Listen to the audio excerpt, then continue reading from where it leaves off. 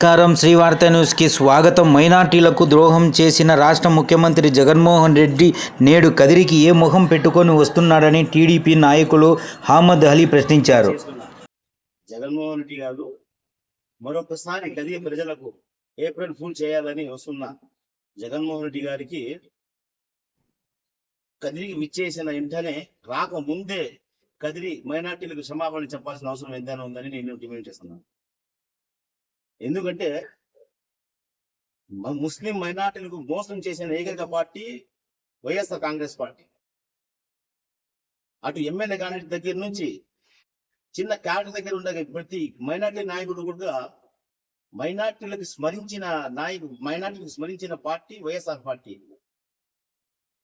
మొట్టమొదటిసారిగా 50,000 రూపాయలు గుణం పథకం మీకు ఏంటి లేదాయమ్మా, నేను 1,00,000 రూపాయలు ఇస్తాను, మళ్ళీ మాకు అధికారులు వస్తానని చెప్పి అధికారులు మా అయ్య మాటలు చెప్పి అధికారంలోకి వచ్చిన జగన్మోహన్ రెడ్డి గారు 4 ఏళ్ళు దాని మాట ఎత్తకుండా, దాన్ని ఊసి ఎత్తుకోకుండా 4 సంవత్సరాల తర్వాత మళ్ళా ఈ పొద్దు గుణం పథకం పునఃప్రారంభిస్తున్నామని చెప్పి ప్రారంభించి లేని కోరి ఆక్షేపణ పెట్టిన ముఖ్యమంత్రి జగన్మోహన్ రెడ్డి ఈ రోజు నీకు మైనార్టీ ఓట్లు కావాలా, మైనార్టీలు ఇస్తున్న విందుకు హాజరవుతున్నాం, నీకు ఏమాత్రం హక్కు ఉందని నేను ప్రశ్నిస్తున్నాను.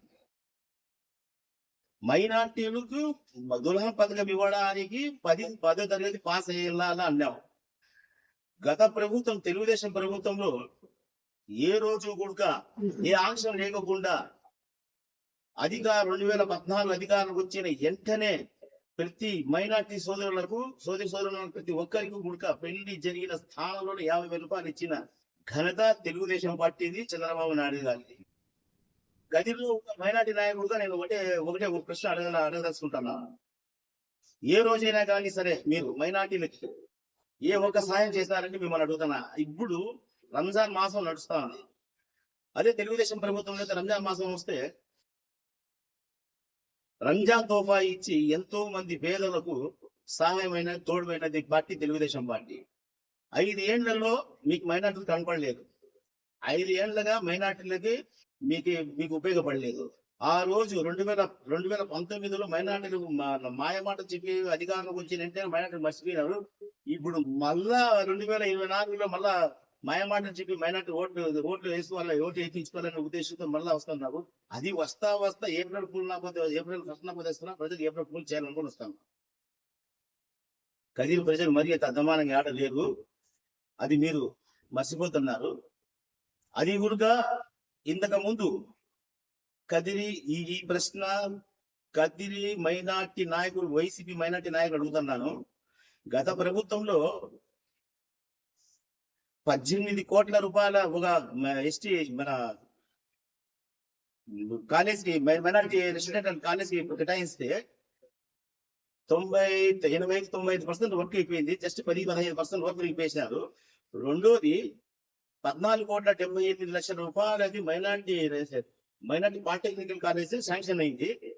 ఆ డబ్బులు అప్పుడు ఉన్న ఎమ్మెల్యే గారు ఆపేశారా, ఇప్పుడున్న సీఎం గారు తినేశారా? దానికి సమాధానం చెప్పాల్సిన అవసరం కదిరి మైనార్టీ నాయకులు ఎంతైనా ఉందని మిమ్మల్ని ప్రశ్నిస్తున్నాను. ఏ రకంగా చూసినా కానీ మీరు మైనార్టీ మోసం చేస్తాను వస్తున్నారు, కానీ మైనార్టీకి న్యాయం ఏ రకంగా న్యాయం చేయలేదు. ఈ రోజు మళ్ళా ఇంకొకసారి మోసం చేయడానికి మీరు కంగనం కట్టుకొని కదిరి ప్రజలు కానీ కదిరిలో ఉన్న మైనార్టీలకి కానీ మరొకసారి మోసం చేయడానికి బయలుదేరినారు. మీరు మైనార్టీల పేరుకి ఎన్ని రకాలుగా మీరు మోసం చేస్తూ వస్తున్నారు అనేది మీరు గుర్తు చేసుకోవాలా. మైనార్టీలకు ఈ రోజు మైనార్టీ ఓటర్లకు టార్గెట్ చేసుకొని మాట్లాడుతున్నారు. మైనార్టీలు మీరు ఇచ్చినది ఏంటంటే ఒక మైనార్టీకి డబ్బు మదం ఉన్న డిమాండ్, డబ్బు మదం ఉన్న ఒక క్యాండిడేట్ టికెట్ ఇవ్వడం తగ్గితే మైనార్టీకి ఏ రకంగా న్యాయం చెయ్యరు కూడా చెయ్యరు.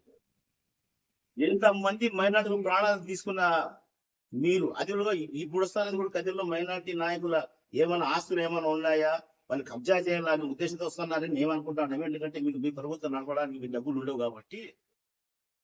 ఎందుకంటే మైనార్టీ కాలేజ్ డబ్బులు కూడా మీరు వాడేశారు. అది అడగడానికి కదిరిలో వైసీపీ నాయకులకి యువకులకు నోరు రాదు.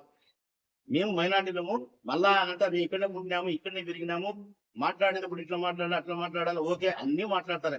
ఇవన్నీ మాట్లాడేవాడు బెంగళూరుకి వస్తా ఉంటా పోతా ఉంటా కళ్ళు కనపడవానికి మైనార్టీ కాలేజ్ మైనార్టీ వర్క్ తీసుకుని అది తెలియదా? గదిలో పుట్టి గదిలో పెరిగిన నాయకునికి ఇవి తెలియదు, ఇవి తెలియకునే ఉంటాయని మేము ప్రశ్నిస్తున్నాము.